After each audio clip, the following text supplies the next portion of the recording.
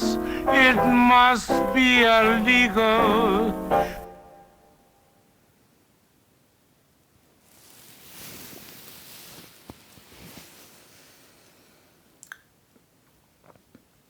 In my dreams, I'm a gorilla in the jungle. This is what it is. I was about 15 when I fell in love with the movie and its main protagonist, Christiane F., the Kinder vom Bahnhof Zoo, a 14-year-old Berlin girl addicted to heroin. I still don't understand my obsession to it or how it raises an almost romantic desire.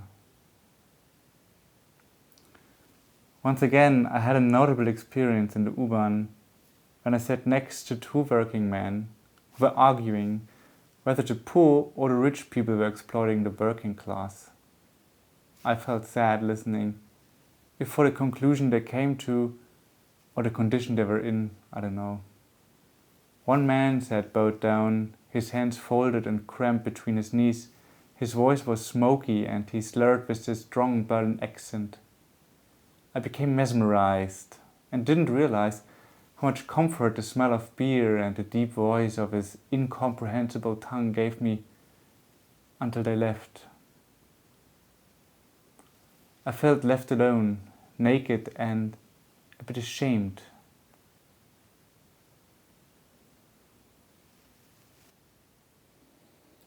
On the other side of the tracks sits a man with his bag of bread and a pack of cheap mortadella. I recognized the man. He was just behind me in the supermarket before. By slapping together 2 slices of mortadella and the bread he starts eating. He wears a white shirt and grey pants, and with his white hair he could be an old clerk, close to retirement, who has been so estranged from everything in the world that he became numb to life itself. He has entered some kind of state of vegetating, helpless and lonely. A condition he's not capable of feeling anymore, but all the more is written into his appearance. What's left is the cocoon of continuity.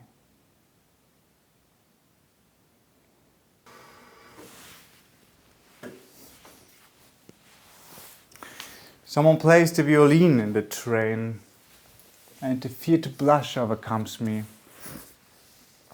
Stay confident, I say quietly to convince myself. The smell of a winterly perfume comforts me. In the next train, 2 men were laughing every time they spot me. Do I have a noodle in my face, or is it because of my hair? It was day 7 of my drug detoxification. That night the clock switched to winter time. Then we went to pick mushrooms. I proposed to do it on Google Images, but eventually I was forced to go outside. In a documentary about Bill Murray I watch while I look for new clothes, it was told that he's a misanthrope. I guess that's what makes him appear so cool. I'm not a misanthrope. I probably have anthropophobia. I just feel indifferent. I don't think that makes me cool, and I hope that is not important for me either. But subconsciousness is a bitch. Well, I do like mortadella since my last Italian holiday, and my clothes have barely any color or are plainly blue. My hair is not grey, but almost gone, and I engage in a continuous routine in which I know mostly every move. And if thrown into the cold, I just shock freeze. I love hibernating. That's when you sleep your problems off, I guess.